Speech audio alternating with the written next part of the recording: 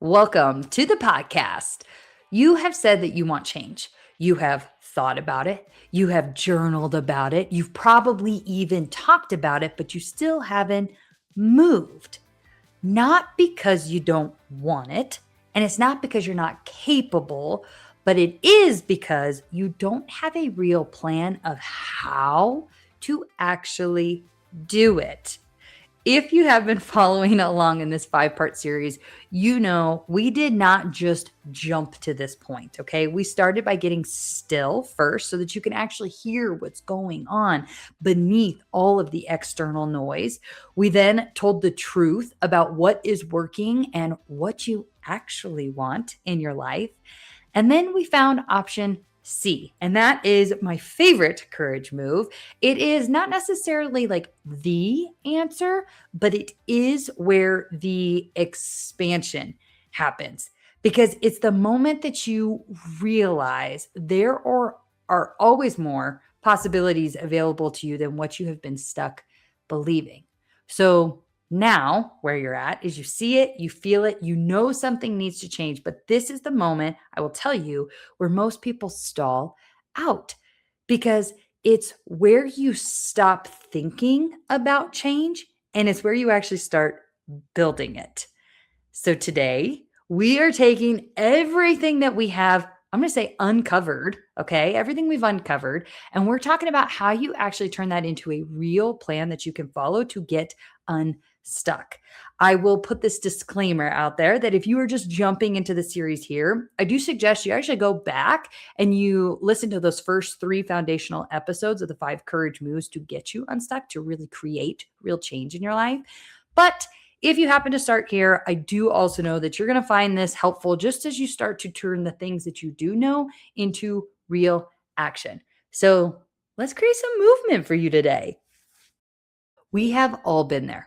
You finally admit that something needs to change. You have gotten still. You've told yourself the truth. You even found your option C. And then you either try to map out your entire life in 10 perfect steps, or you do absolutely nothing because everything feels just too dang big.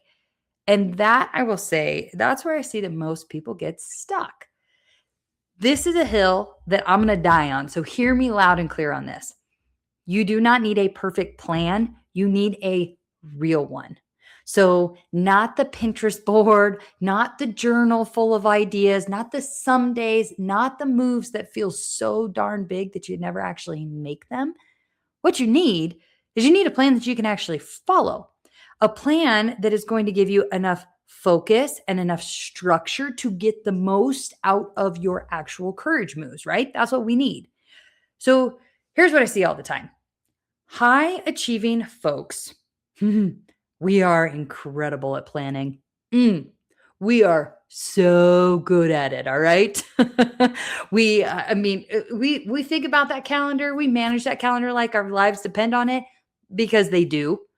We are so great at planning in environments where the outcome is predictable. Did you hear that? In environments where the outcome is predictable. I know for me, I'm thinking about my own experience, like in corporate, coming up with a plan was so easy. You have the goal, you have the team, you have the pieces of the puzzle, you have the timeline, kick, bam, boom, you crush it. But in life, there's no org chart. You don't always really know all the pieces that you're working with. There's no guaranteed result. There's no step-by-step playbook. There's no process necessarily to follow. So what do? You either overplan to try and feel in control, or you avoid planning altogether because that feels overwhelming. I've seen both sides. Both keep you stuck.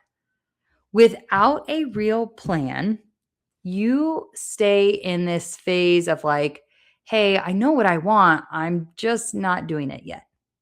And then what happens? Right? We've all been here with something. Weeks pass, months pass, years pass. Again, not because we're not capable, but because we never actually turned the things that we know, the things that we want, the things that are aligned into movement in our lives.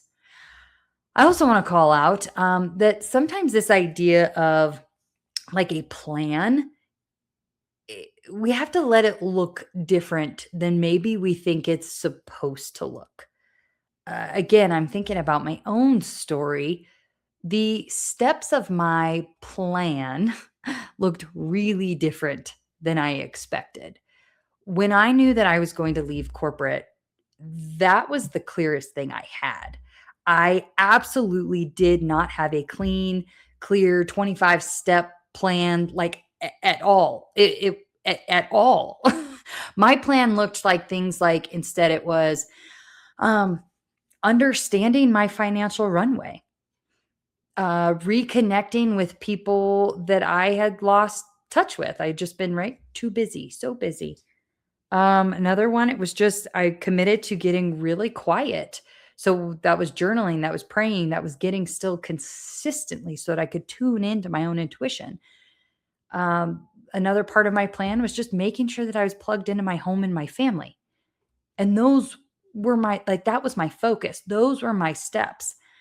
And none of that felt quite like the plans that I had built my entire career. Like there was no specific timeline, right? None of those things have timelines attached, or there were no guaranteed outcomes. There was no perfectly mapped execution. And saying it all out loud, I would say, those steps of my plan, yeah, maybe those sound a little fluffy, but it's what I needed most, and that is why it worked. That plan worked because it was aligned. That plan worked because I actually followed it. That plan worked because it moved me forward. So let's just redefine this. A real plan, it's not about having all the answers. A real plan, it's built from truth, which we already talked about, the getting still and the telling the truth.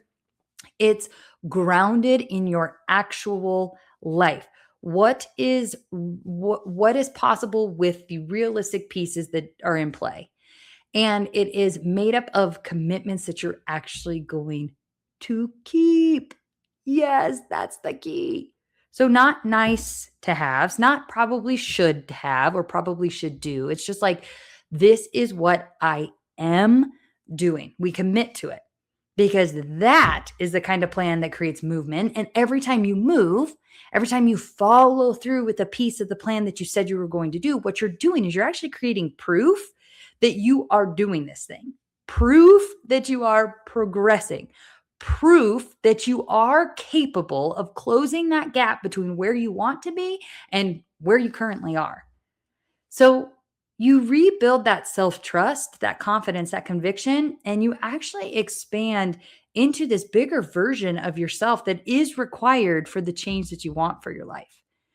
You get unstuck, you create real change every time you follow through. That's how it works. So, a real plan, it's going to give you direction and it's going to give you something to do today. That's it. Not everything, just enough to get you going to actually generate that momentum. So, here's how you are going to actually do this. You're already clear on where you want to go.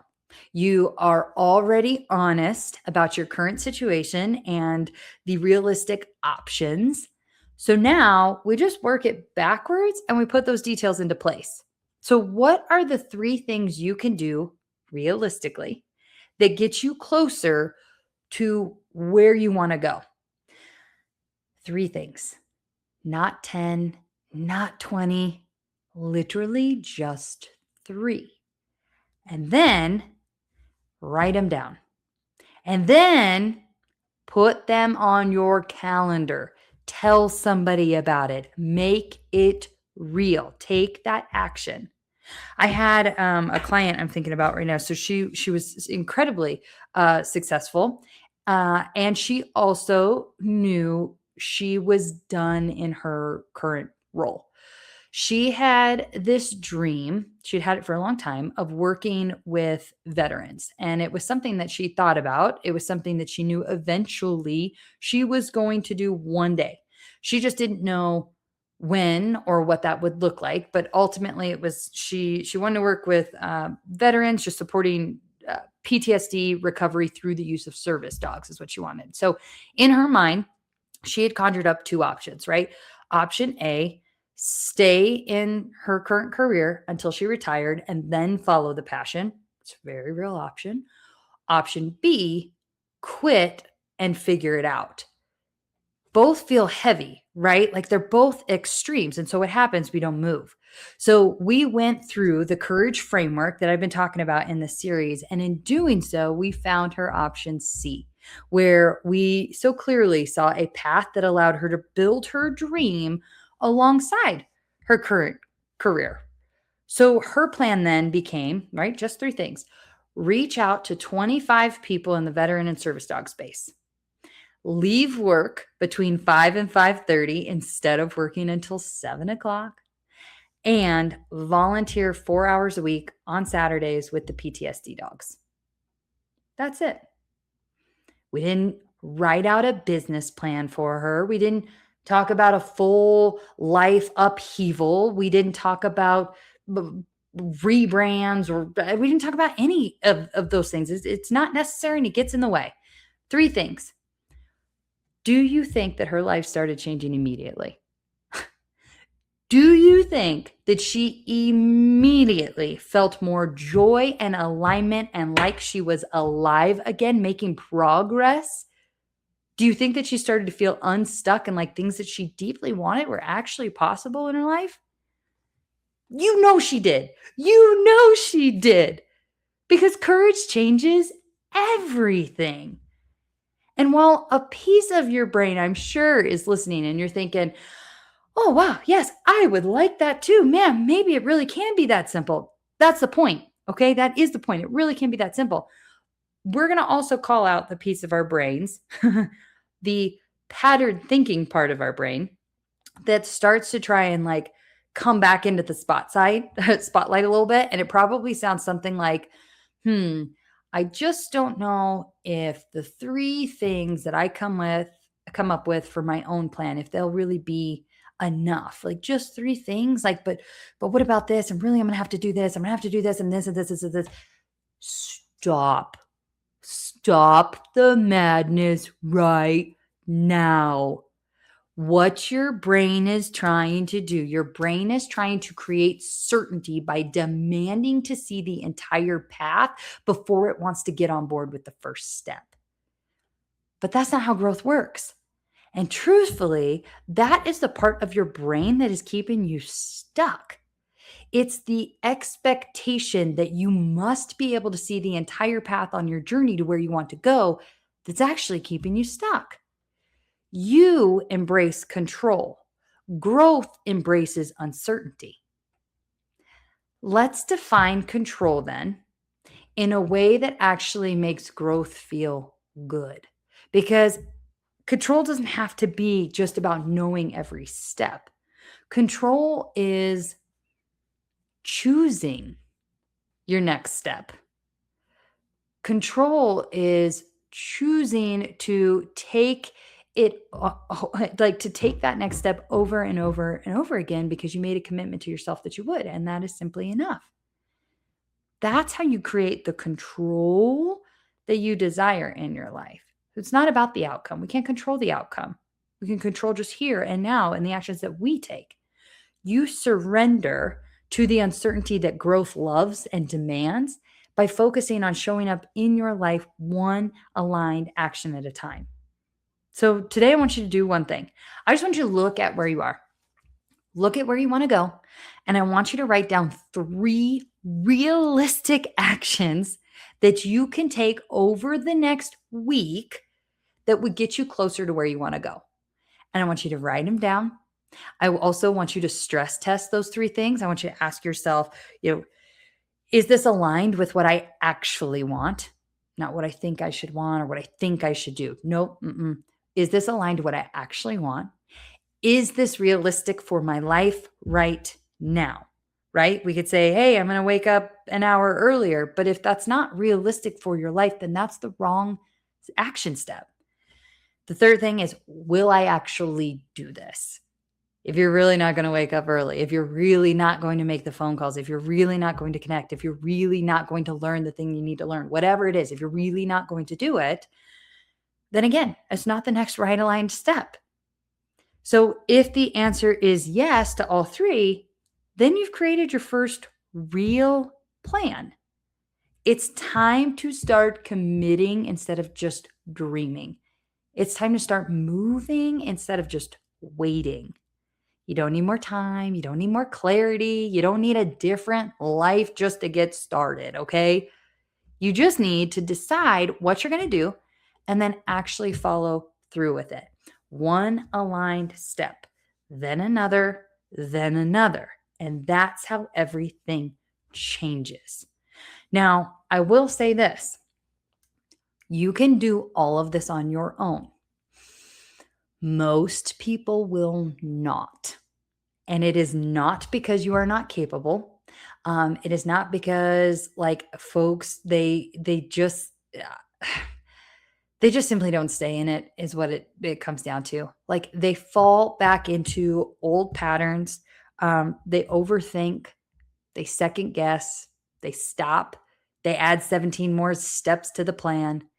And that's exactly why I've created a group to hold everybody accountable who actually wants to do this. Because in my own life and my own story, when I surrounded myself with support, there were no excuses. There was no waking up one day and not doing the thing that I said I was going to do. And that's exactly why I created the Courage Community. So it's a space for consistent, courageous action where you're not just thinking about your next move, but you're actually like making it. Okay. It's where you're supported. It's where you're held accountable. It's where you're surrounded by other women who are also choosing to stop circling and to start moving. So if you're listening to this and you're thinking, okay, I know what my three things are. Good. That means you're ready. That means you're ready to actually make this change in your life. So then the question after that becomes like, are you actually going to follow through on them? Or are you going to let this be another moment that passes? And you've got to make that choice for yourself. So whether it is, hey, you're ready to actually move and you come and join us inside the Courage Community, or whether it's you find other avenues, other people, other communities that can give you that support. I will tell you that support, that accountability to stay in it this time will make all of the difference. And I know to join a community or to ask for help, that requires courage. But remember, courage changes everything. And now you've got a plan. So let's go make the move. All right. Until next time. Bye.